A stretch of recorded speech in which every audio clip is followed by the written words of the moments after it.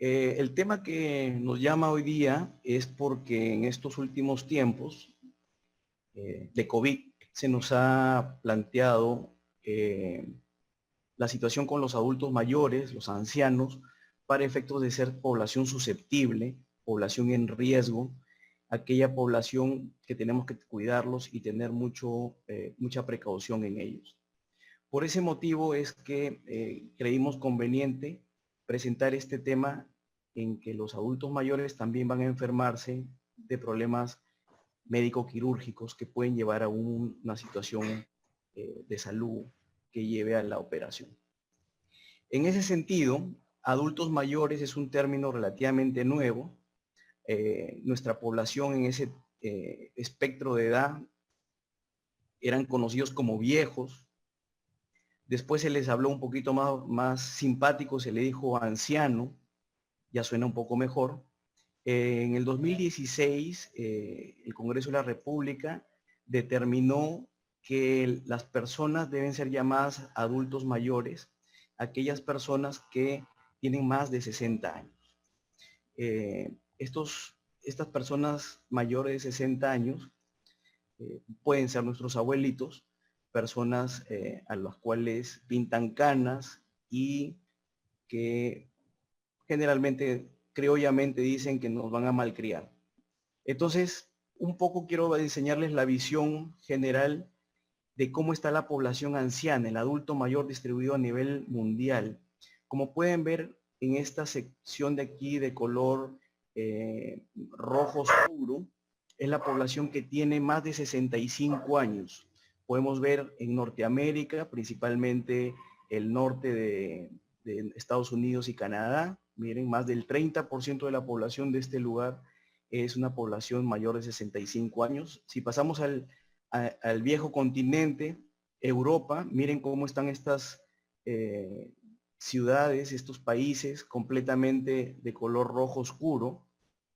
Y pasamos al continente asiático y vamos a ver Japón como una de las poblaciones en donde el 45% de su población es mayor de 65 años.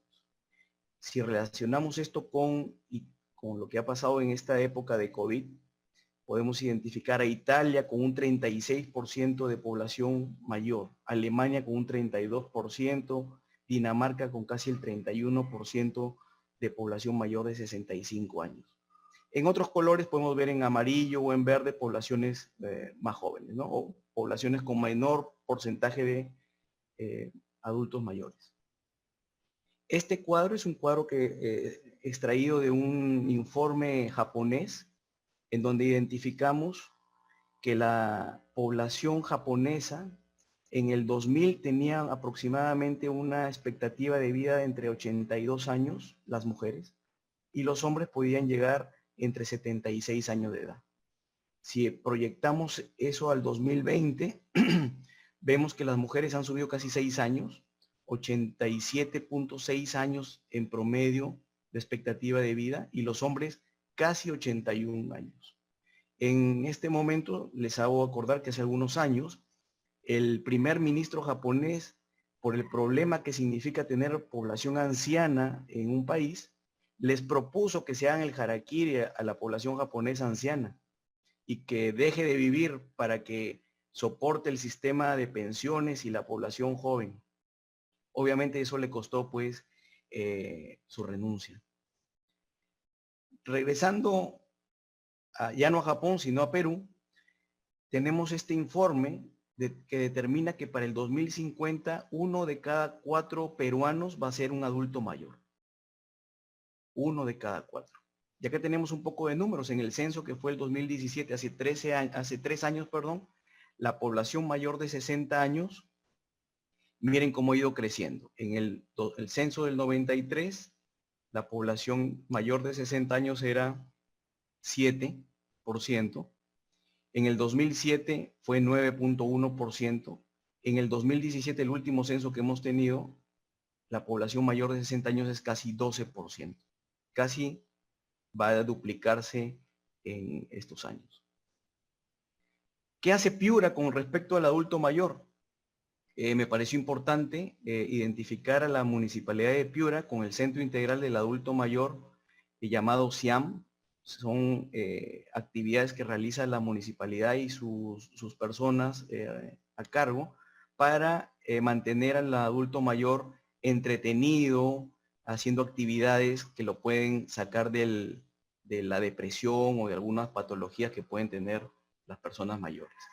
También es salud, yo soy médico del Seguro Social, tenemos el CAM, Centro del Adulto Mayor, en donde la población de este tipo realiza actividades como talleres ocupacionales, hacen actividades artísticas, salen de viaje, también con el ánimo de mantener entretenida a nuestra población mayor para que salga de la depresión y para que pueda realizar sus actividades físicas.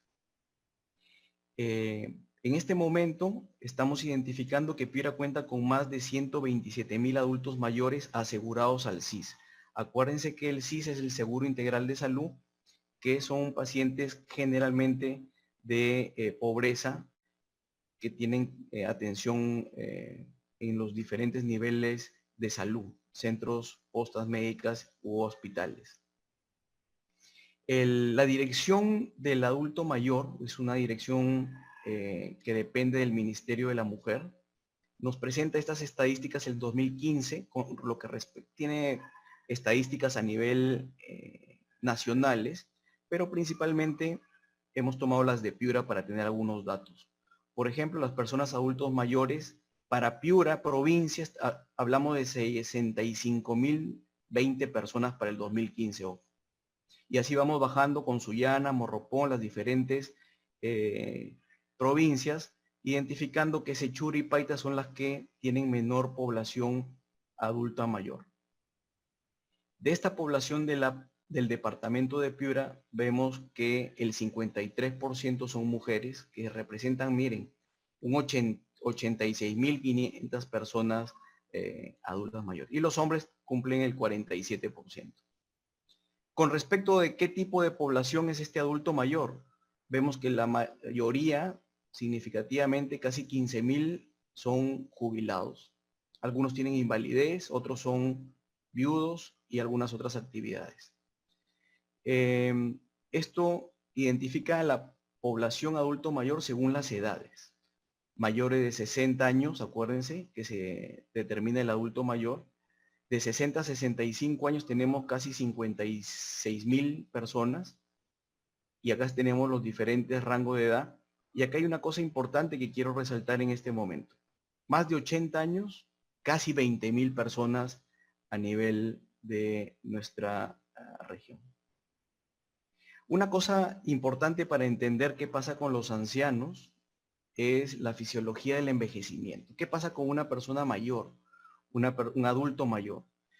Todas estas flechitas que vemos identifican que el paciente va decayendo en su masa cerebral, en problemas visuales, comienzan a tener problemas de su capacidad respiratoria. El agua corporal, se ha demostrado que la vejez no es otra cosa que la deshidratación celular, disminuye la cantidad de masa líquida. Comienzan a tener problemas a nivel cardíaco, disminuye la producción de saliva, no comienzan a haber algunas alteraciones en la sensibilidad del gusto y diferentes situaciones como disminuir la secreción gástrica y el número de células de defensa también disminuyen. Otra cosa importante es que hasta el 30% de la grasa corporal va a ir disminuyendo, lo que va a determinar una disminución también en la elasticidad de la piel, lo que puede llevar a diferentes tipos de lesiones cutáneas. Para nosotros como cirujanos, atender a la población adulta mayor, tenemos diferentes tipos de scores. Acá les muestro unos cuantos, en donde son los pacientes geriátricos, donde vamos a identificar la fragilidad, la incapacidad o alguna enfermedad asociada en relación al índice de comorbilidades de Charlson, que da un puntaje a los pacientes dependiendo si tienen o no enfermedades asociadas. Acuérdense que la población anciana puede llegar a tener mayor tipo de comorbilidades como por ejemplo la hipertensión, la diabetes o algún tipo de enfermedad pulmonar como la enfermedad pulmonar obstructiva crónica. Acá les voy a mostrar la valoración preoperatoria o perioperatoria que tenemos con los pacientes ancianos. Quiero que por favor vayamos acá al lado izquierdo de este flujograma en donde el paciente de edad avanzada tiene riesgo quirúrgico aceptable. Esa es la pregunta que nos hacemos. Si el paciente no tiene un riesgo quirúrgico aceptable, nos preguntamos, ¿el estado patológico pone en riesgo la vida de inmediato? Si la respuesta es no, observación con tratamiento sintomático podría ir. Miren qué pasa si el paciente tiene riesgo aceptable. Si tiene, pasa a la evaluación de ASA, como hemos visto. Evaluaremos la reserva cardíaca, la reserva pulmonar, renal, valoración cognitiva, valoración funcional, para pasar a si tiene alguna reserva fisiológica que lo lleve a soportar un tratamiento. Si sí tiene una reserva fisiológica, la intervención quirúrgica que se plantea tendrá que ser definitiva. Pero miren lo interesante en este flujograma, que si el paciente no tiene una reserva fisiológica, el tratamiento es netamente paliativo. Significa que será para calmar el dolor o algo no muy complejo. ¿Sí? Esta es la evaluación de ASA, es una evaluación de la American Society of Anesthesiology, eso es lo que significa ASA, y lo que va a determinar es el estado físico. Dependiendo del estado físico de nuestro paciente, lo podemos catalogar del 1 al 5. Si el paciente se va a operar de emergencia, se cataloga directamente con la E. Este es un cuadro, también un flujograma con respecto a cáncer. Acuérdense que la población anciana, la población de adulto mayor, va a tener más probabilidad de sufrir cáncer. Y el cáncer, manejamos actualmente un parámetro que se llama esperanza de vida. O sea, después de cualquier procedimiento que realicemos, cuánto más podrá vivir el paciente. Esto significa la calidad de vida. Entonces, un parámetro muy importante es qué tan frágil es nuestro paciente. ¿Se acuerdan que conversamos sobre cómo identificamos a la población adulto mayor? Toda aquella población mayor de 65 años. Ya en el 2013 se determina grupos de edades de la vejez, o sea, subgrupos. Estos subgrupos determinan que, por ejemplo, las personas mayores jóvenes son hasta los 74 años. Y así vamos a tener población anciana, población muy anciana, longevas excepcionales, centenarias, población que llega a más de 100 años, semicentenarias y las supercentenarias, aquellas que llegan a más de 110 años. Revisando un poco la bibliografía, en el 2016 encontramos este artículo a nivel del American College of Surgery, en donde nos dice si la cirugía de emergencia en el paciente anciano, así esté muy viejo o muy frágil, ¿se debe realizar o no? Cirugía en el muy anciano.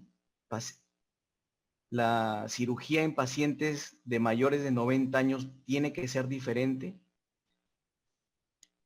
Aquí encontramos un artículo, una parte del artículo que me llamó la atención, que el impacto de la cirugía en la calidad de vida de los pacientes mayores de 90 años será necesario un estudio que evalúe este término que nosotros todavía no lo estamos evaluando como sistema de salud, los costos de cuidado de su salud del paciente. Eso tal vez lo vemos un poco más adelante para conversar.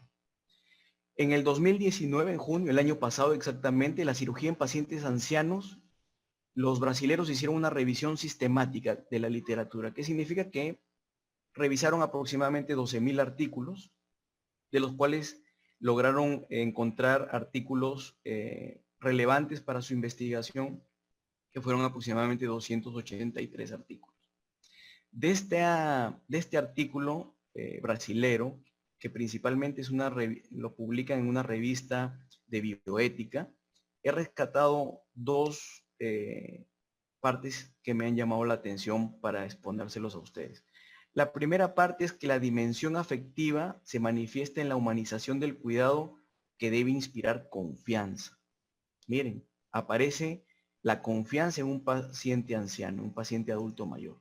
Y la segunda parte que me llamó la atención es muy importante la buena comunicación, el trato cariñoso, gentil, comprensivo, tocar al paciente, hablarle, mirarlo, darle apoyo.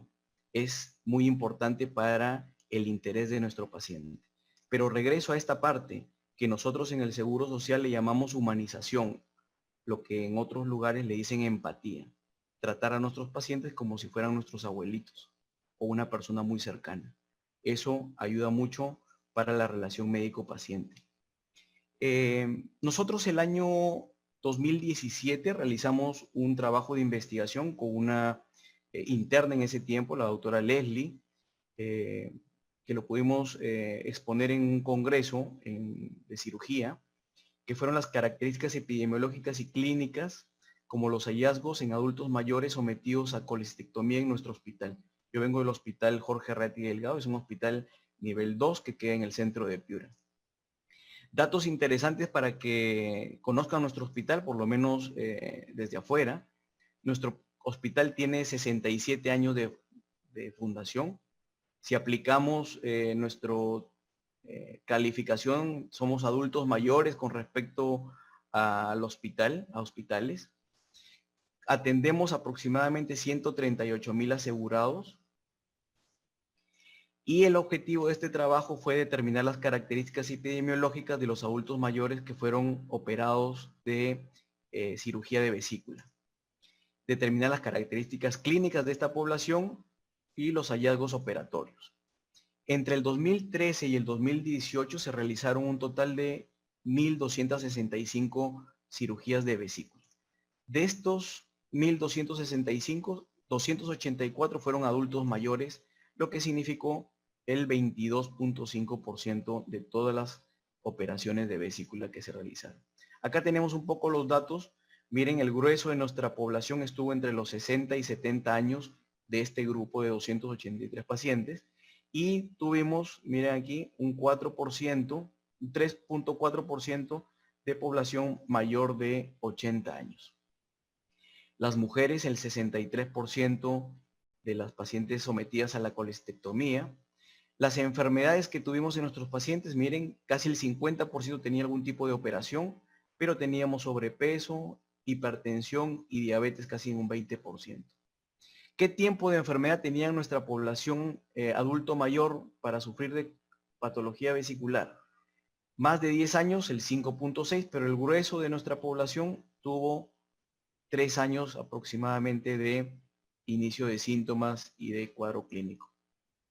¿Cuál fue este cuadro clínico? Principalmente fue el dolor abdominal, pero también hubo dispepsia, náuseas, vómitos, fiebre, algunos tuvieron ictericia. Y el diagnóstico que encontramos de grueso fue los cálculos vesiculares. También encontramos cuadros agudos, tumoraciones benignas de la vesícula y cuadros subagudos. Miren, este es un dato interesante porque la cirugía laparoscópica se realizó casi en el 74% de toda nuestra población anciana. Casi el 20% fue abierta y el 7% aproximadamente fue una cirugía laparoscópica que se abrió. Si yo sumo la laparoscópica con la convertida, estamos hablando de que el 80% de los pacientes fueron sometidos a una cirugía laparoscópica, de los cuales el 7% tuvo que ser convertida. El grueso de nuestra población, 82%, entró por una cirugía electiva programada y el 18% entraron por emergencia. ¿Qué concluyó este estudio? Que las características epidemiológicas estuvo principalmente entre los 65 a 69 años, predominantemente el sexo femenino, procedían de la zona urbana, la hipertensión, el sobrepeso y los antecedentes de cirugía abdominal fueron los datos que encontramos con mayor frecuencia. En las características clínicas, como vieron, el tiempo de enfermedad fue casi 3 años y el síntoma más frecuente fue el dolor abdominal. Los hallazgos operatorios que encontramos fue los cálculos vesiculares múltiples y se realizó la cirugía laparoscópica en el grueso de las casi 80% de los pacientes adultos mayores de los cuales se convirtió el 6.9, y recalcar que no hubo mortalidad en esta población. Se recomienda la colecitomía laparoscópica en pacientes adultos mayores que tengan patología vesicular por ser un tratamiento y un procedimiento seguro. Regresamos a la parte de inicio. ¿Se acuerdan que nuestro abuelito es el adulto mayor, aquella persona o población mayor de 60 años? Pero ¿qué pasa cuando el abuelo es uno? Les comento que yo ya soy abuelo, mi nieto tiene 2 años, pero no esto para comentar de que el abuelo joven, no, sino por el abuelo o el viejo o el adulto mayor cirujano. Entonces quiero presentarles un poco algo de información sobre los médicos ancianos, los médicos adultos mayores. Este es un dato del 2017 en donde se ven los profesionales sanitarios colegiados, ¿no? Estamos hablando principalmente de médicos. Podemos ver aquí las mujeres, que significa el 63%, y los varones 65 son mayores de 55 años. Pero quiero que pongamos atención en esto. La población de 55 años y 64 años en población médica, miren lo alto que es comparado con las poblaciones más jóvenes. Y miren cuando llegamos a 65, 70 años y mayores de 70 años, miren la diferencia entre hombres y mujeres, y que esto va creciendo porque todos estos van a ir cumpliendo años para este lado de aquí. Distribución porcentual de los médicos colegiados por grupo de edad. Estos son datos nacionales. Podemos ver aquí en morado, que son aquella población de 55 a 64 años. Miren cómo desde 2003 hasta el 2007 que se hizo este estudio, cómo va progresivamente aumentando. Pero me llamó la atención ver a la población mayores de 65. Miren la población mayor de 65 años, que es esta curva celeste. Miren cómo va creciendo en forma progresiva, ¿sí? Llegando casi hasta un 16% para el 2017 de médicos en esta edad. Entonces comencé a buscar un poco sobre cirujanos mayores, cirujanos adultos mayores. En una revista de cirugía de México, en marzo de este año, publicaron El cirujano anciano y el bisturí de Damocles. Esto es como la espada de Damocles, pero visto desde el bisturí. ¿Qué es lo que pasa con el anciano cuando se vuelve cirujano? Es que sus habilidades y destrezas operativas, manuales, van a comenzar a decaerse. Entonces comenzamos a buscar un poquito más de información. Miren este artículo, el problema de los cirujanos ancianos, cuando el ser cirujano anciano se convierte en un factor de riesgo. Entonces estamos viendo que esta población de cirujanos que ya van teniendo más de 60, 65, 70 años, se están convirtiendo en un factor de riesgo para nuestros pacientes. ¿Por qué? Por nuestras habilidades. Entonces, en una revista americana se pregunta cuándo es que el doctor anciano debe retirarse del trabajo. ¿Hasta cuándo puede trabajar? ¿No es cierto? Cuando él cree conveniente, cuando la institución le va a decir ya hasta ahí nomás, o cuándo. Entonces, el ejemplo que he querido pertinente traer en esta noche es el ejemplo que corresponde a que siempre a nosotros los cirujanos nos han dicho que tenemos un tiempo de vida quirúrgica.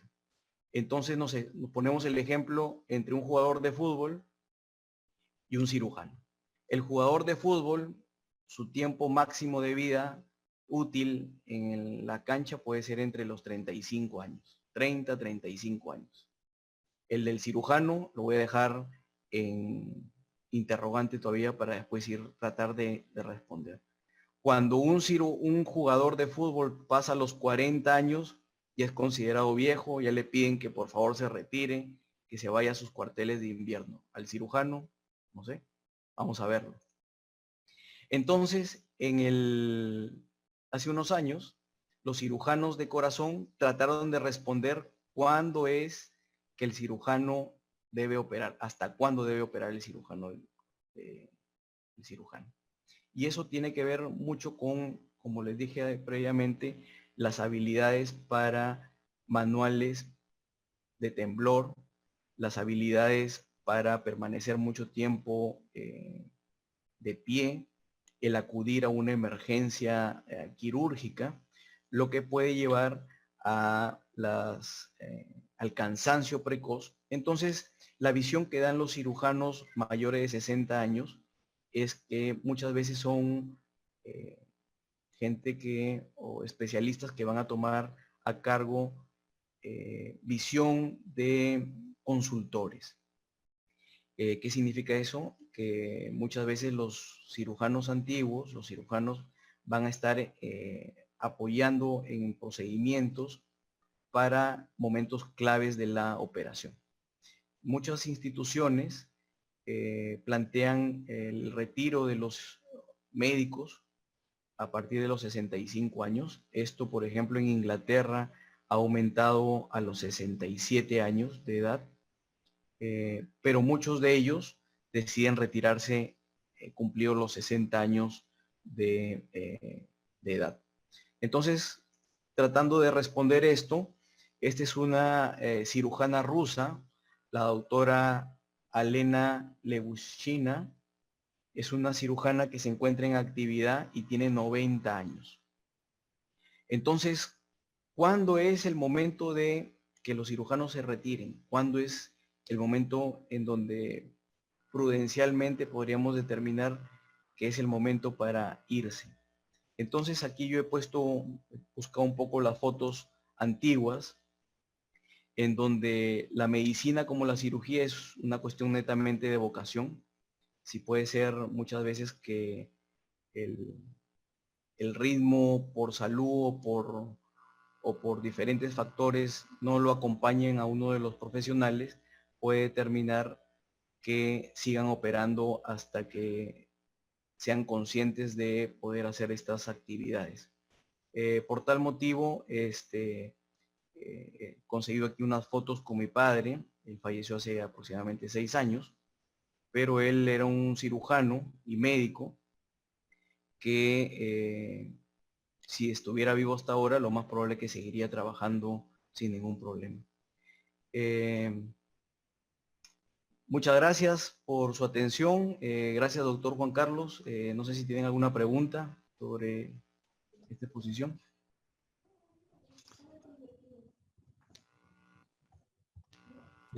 Muy interesante su exposición. No sé si alguno de los participantes tiene alguna pregunta para el doctor. La pueden hacer llegar a través del Facebook.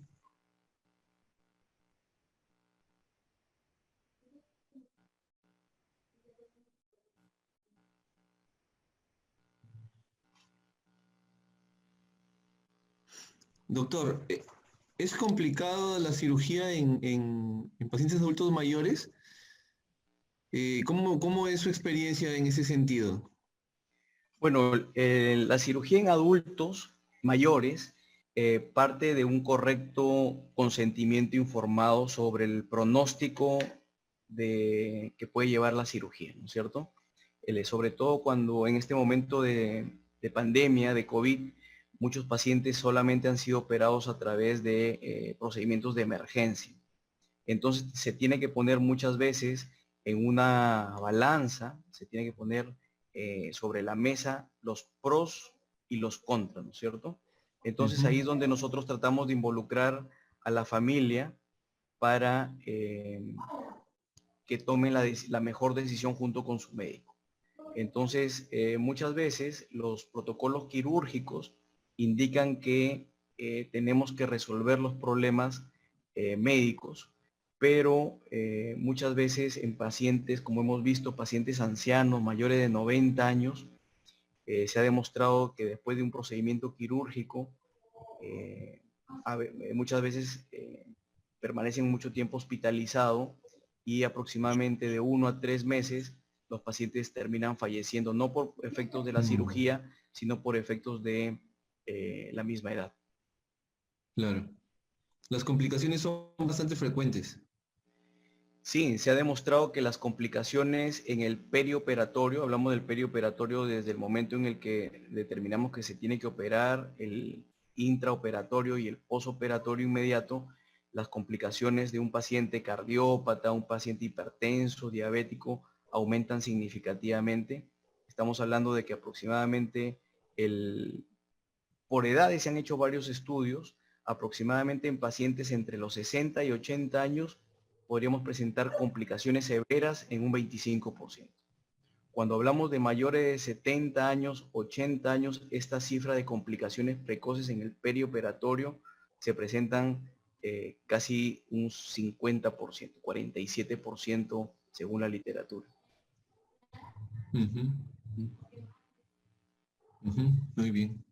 ¿Sí? Acuérdense muchas veces las patologías, Acá, sí, acá tengo una pregunta de uno de los participantes. Le preguntan, doctor, ¿cómo repercute la fisiología adulta en el acto operatorio? sí, la fisiología del anciano, eh, como vemos, enseñamos en un cuadro el problema que tienen los pacientes en su parte fisiológica. En eso significa que el paciente ya de por sí tiene un gasto cardíaco menor, tiene un déficit de masa cerebral, un déficit de agua, un problema de atrofia renal. Entonces es muy importante toda la parte de evaluación preoperatoria Ujú, junto con el anestesiólogo, porque como se pueden imaginar, no es lo mismo dar una anestesia general que una anestesia regional. El efecto de recuperación de nuestro paciente va a ser vital para evaluar esos datos, ¿no es cierto? Entonces, sí, cuanto más comorbilidad tenga nuestro paciente, fisiológicamente o fisiopatológicamente va a estar mucho más deprimido. Uh-huh. ujú. Muy bien. Acá otra pregunta. ¿Cuáles son los cuidados generales a tener en cuenta en el postoperatorio? Eh, Todos nuestros pacientes ingresan con algún tipo de vendaje o de evaluación para prevenir la tromboembolia pulmonar o estabilizar adecuadamente su parte cardiovascular. Eso lo determina el anestesiólogo con respecto a la clasificación de ASA. La ASA 1, ASA 2 es para pacientes que no tienen mayores comorbilidades y ASA 3, ASA 4 son pacientes que tienen comorbilidades descompensadas. Muchos de ellos tendrán que pasar a una unidad de cuidados intensivos para el cuidado precoz.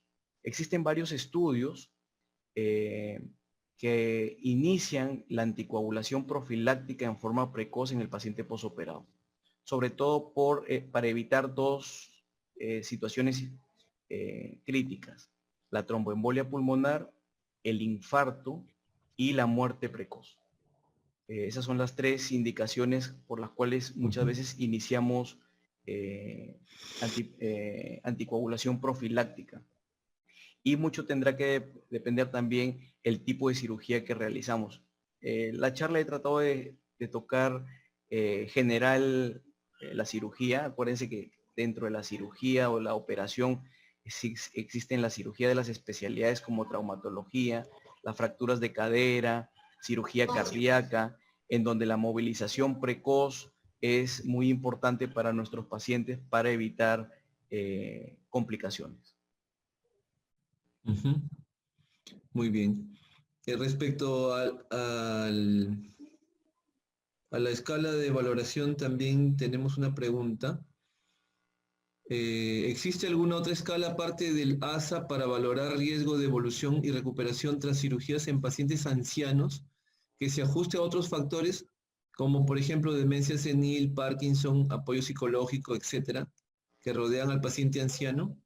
Sí, correcto. Justo antes de la clasificación de ASA explicamos un poquito sobre diferentes clasificaciones que pueden determinar sobre la fragilidad del paciente, sobre comorbilidades. Y dentro de estas comorbilidades le da un puntaje dependiendo qué tipo de comorbilidad puede tener el paciente.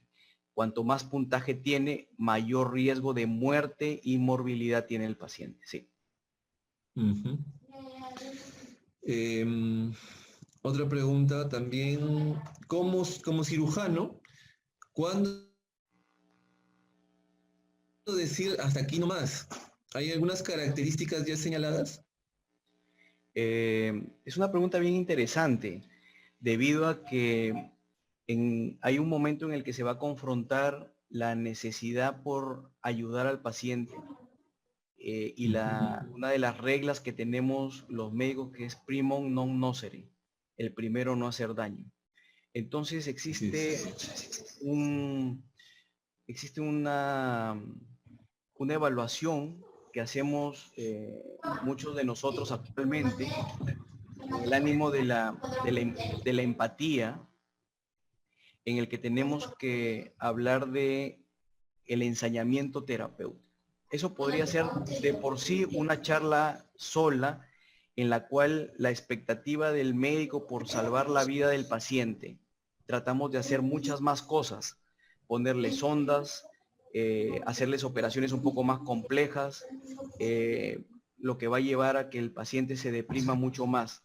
Entonces, mi sugerencia y lo que aplicamos muchas veces en nuestra práctica diaria es involucrar a la familia, indicándole exactamente el pronóstico que puede tener el paciente.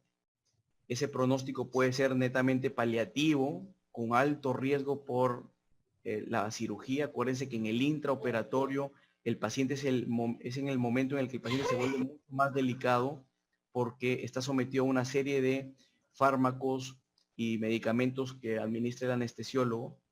Es el momento más crítico. El postoperatorio inmediato, entonces tenemos que conversar exactamente con la familia cuál es la expectativa que podemos lograr realizando procedimientos o alternativas quirúrgicas. ¿Cuándo decir que no? Yo creería que tendría que ser una conversación muy clara con la familia y dejar en claro, en un consentimiento informado, qué es lo que podemos lograr, para no crear falsas expectativas en un paciente de estas características. Uh-huh.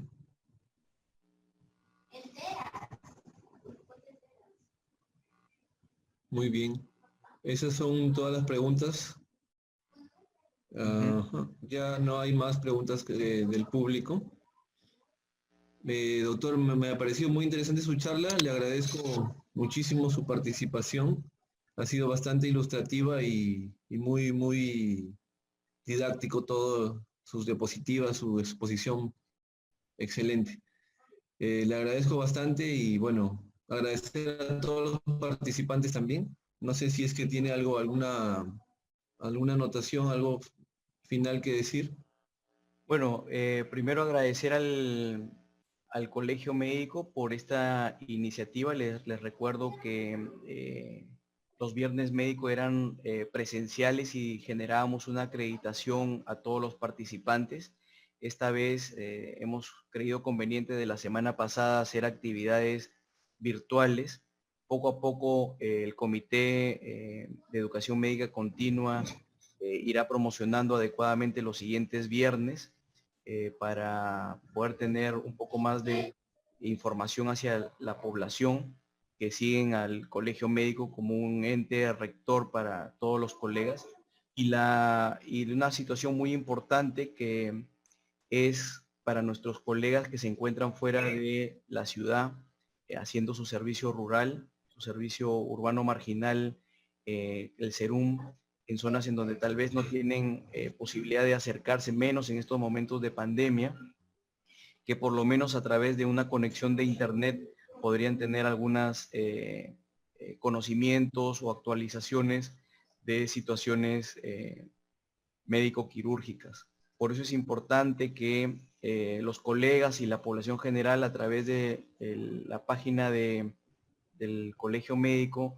de algún tipo de sugerencias sobre los temas importantes que quieran que revisemos. Y para terminar, agradecer al doctor Juan Carlos por la compañía y hacerles caer en cuenta de que en la población en riesgo sigue siendo la población adulto mayor. Ahora más que nunca para efectos del COVID. Entonces, imagínense si para efectos de COVID se suma una cirugía, esta población se convierte muy susceptible, muy en riesgo para efectos de alguna complicación. Entonces, solamente como comentario final, es que tenemos que cuidar a nuestra población susceptible, nuestra población mayor de 65 años, nuestra población adulto mayor, para efectos de lavado de manos, las personas jóvenes que llegan a la casa, lavado de manos, distanciamiento social y el uso de mascarilla. Esto es muy importante porque se está viendo ya un rebrote en casos después de que se acabó la cuarentena. Muchas gracias, doctor Juan Carlos, al Colegio Médico, y esperamos conectarnos el próximo viernes con algún otro tema. Muy bien, doctor. Excelente su participación. Muchas gracias. Y gracias a todos los participantes, al Colegio Médico, al Comité de Educación.